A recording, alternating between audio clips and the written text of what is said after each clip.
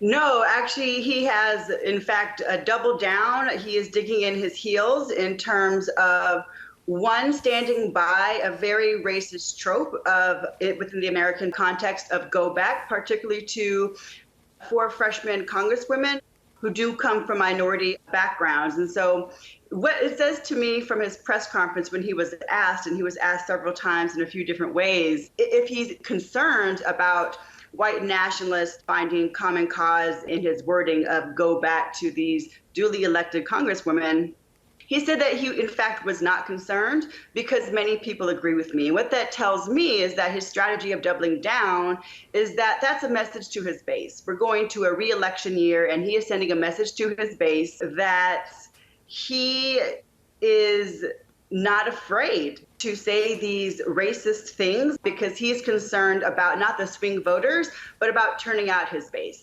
So to that point, when one of the senators, the Congresswoman Ilhan Omar, said he has brought white nationalism to the White House, do you agree with that statement? Absolutely. And I think it's also important to note that this most recent remark is just a continuation of a history that he has when we're talking about the talking points of quite frankly, white supremacists. You know, he started with the birtherism movement and questioning whether or not President Obama was in fact a citizen. He referred to certain African countries as S-hole countries. On the campaign trail back in 2015, he referred to Mexicans as rapists and as murderers. And back in Charlottesville, when a white nationalist literally murdered a protester at the press conference, he said, look, there are fine people on both sides. And so white nationalists have someone in our nation's highest office that is essentially supporting their talking points and giving a platform to everything that they believe in, which is incredibly problematic and is against everything that American government should represent, which is equity and inclusion. This kind of simplistic argument that he runs with to play to his base, as you point out, though, plays into the hands of these four congresswomen who, it could be described, have made inflammatory remarks about various other groups, about Donald Trump himself. Absolutely. So I think that there's a few different ways to approach this most recent debacle, if you will.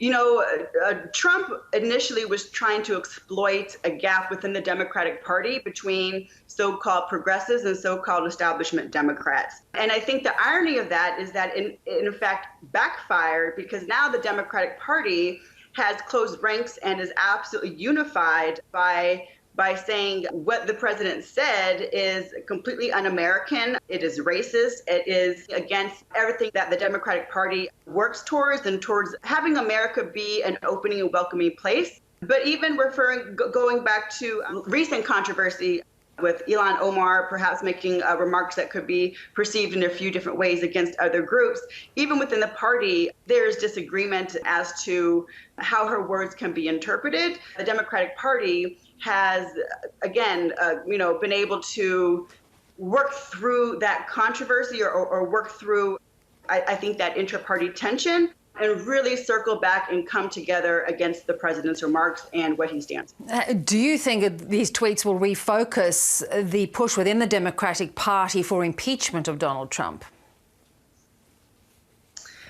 I don't think so.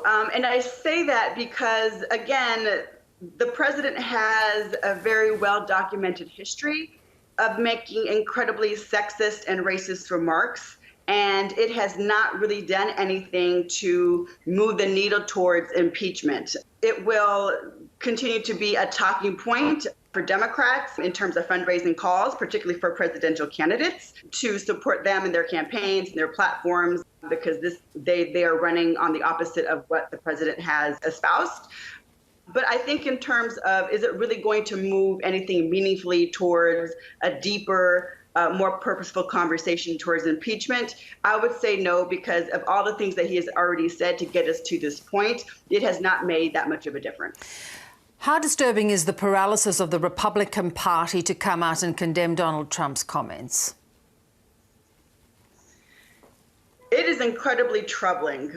Look, it's no secret that the American political system is, for the most part, between two political parties. And I think that we would like to tell ourselves that even though we are two different political parties, that we share same values and that we are working towards the same shared vision of an America. We just may have very different approaches of how to get there. And the silence of the Republicans, with the exception of 5 Congress members, and particularly the silence of Republican leadership, in particular Mitch McConnell, the fact that he refused to make a comment on the president's remarks towards duly elected congresswomen is, I don't even know how to articulate the disappointment in that, because it sends the message to Americans that political power and political parties are far more important than creating an America that we would like to believe that we're trying to work towards. And so it's incredibly problematic. It's incredibly disappointing that the leadership, where rank and file members take cues from, would fall silent on such an important moment in American history. Yet, Nyala, his rating, his approval rating remains steady at around 43%.